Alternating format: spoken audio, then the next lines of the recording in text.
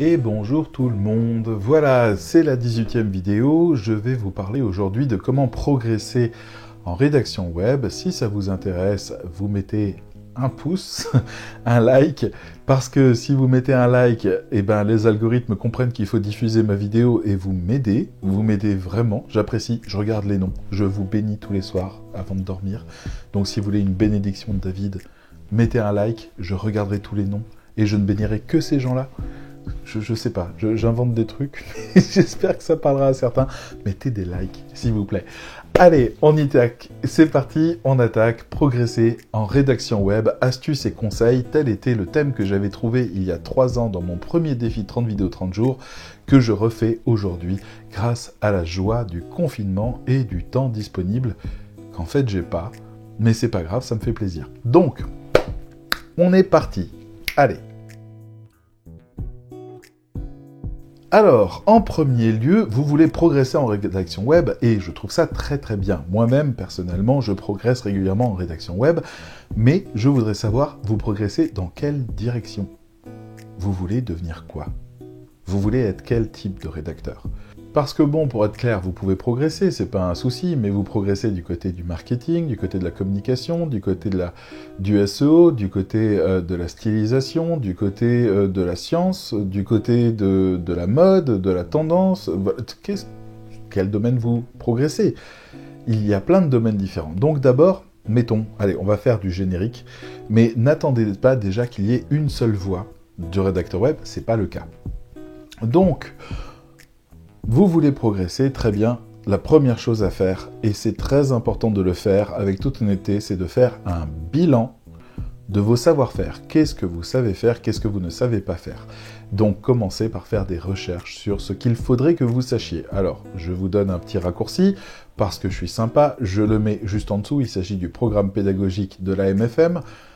Non, c'est pas une obligation de prendre la MFM, mais vous avez en tout cas ce qui est enseigné, vous pouvez checker un petit peu les thèmes qui vous intéressent. Deuxième chose importante, je vous mets également le lien vers la mini-formation de la MFM, qui pendant 2 heures vous explique ce qu'est notre définition du métier, et là vous pouvez également faire la mesure de la distance que vous avez entre notre définition du métier et là où vous êtes aujourd'hui. Faites le bilan, c'est très important.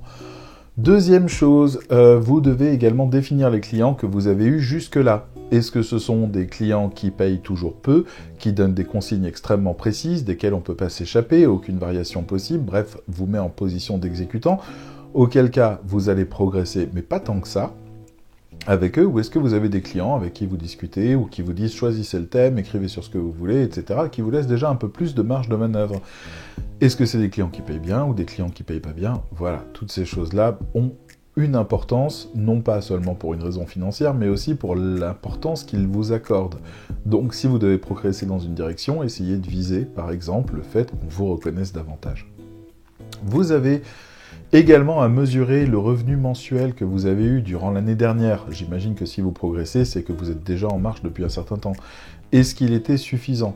Est-ce qu'il était suffisant pour dégager un salaire? Est-ce que c'est l'objectif que vous aviez? Si ce n'est pas le cas, notez-le parce que ça fait partie de vos marges de progression possibles. Il ne suffit pas juste de chercher des clients qui payent mieux, il s'agit de faire une offre qui est généralement payée par des clients qui payent mieux. C'est très différent, c'est-à-dire que c'est pas en travaillant mieux votre texte ou plus, avec plus de mots, plus de vocabulaire, c'est pas ça que les gens achètent. Les gens achètent quelque chose qui va fonctionner dans leur stratégie, ils vont rentrer les commandes dans un budget de stratégie avec un retour sur investissement. Donc si vous avez les moyens de garantir ou d'améliorer ces retours sur investissement, eh ben, vos textes valent plus. Donc plus vous comprenez bien votre client, plus vous appuyez sa communication, normalement, plus vous gagnerez auprès de lui parce que vous gagnerez ensemble. Tout simplement, s'il augmente son chiffre, il ne faudra pas vous lâcher parce que c'est vous qui faites faire ça. D'accord? Ensuite, faites des formations, lisez des livres, regardez la vidéo d'hier dans laquelle j'explique comment on peut se former à la rédaction web avec et sans budget. Il y a plein de solutions, mais développez surtout les 4 pôles suivants, qui sont la quadrature du rédacteur web. D'accord? 1.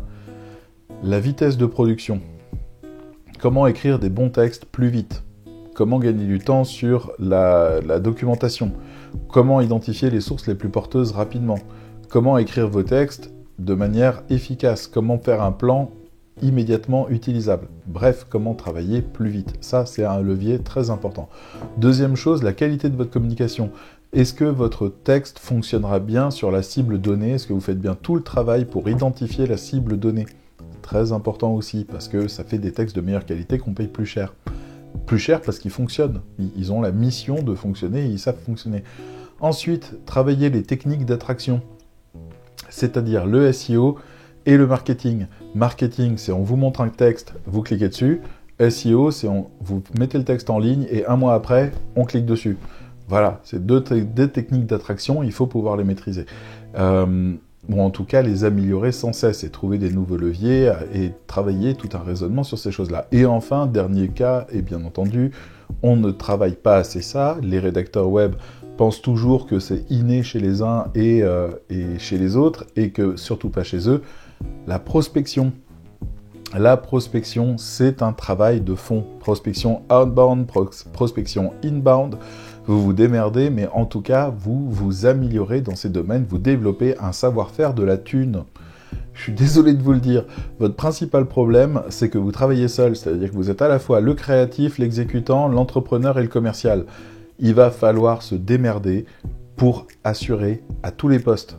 Et le poste de la prospection, il emmerde tout le monde. Vous vous embêtez pas, il emmerde tout le monde. Mais vous devez vous développer là-dessus. Progresser en rédaction web, c'est également progresser en prospection. D'accord? Notamment identifier ce que vous vendez. Et vendez-le.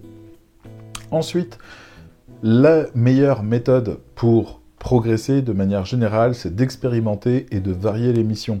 Donc acceptez, moi j'ai envie de dire, si vous voulez apprendre vite, dites oui à presque tout. Presque tout. Il y a des trucs, on doit dire non.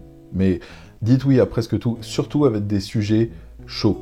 Assurez-vous juste que ça s'adresse à des néophytes, que c'est un marché qui est proposé à des gens qui s'y connaissent pas trop. Parce que si vous devez faire du discours expert, vaut mieux être un expert.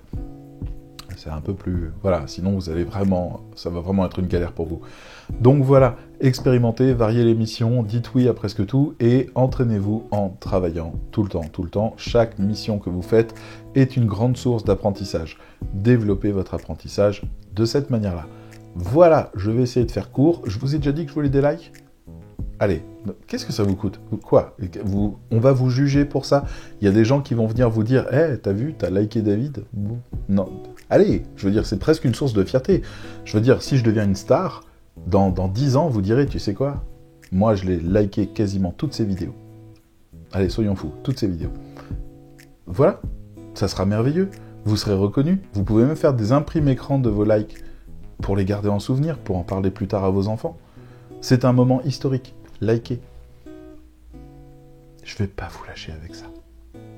Allez, je vous dis à bientôt, j'espère que ça vous a plu. Bye bye.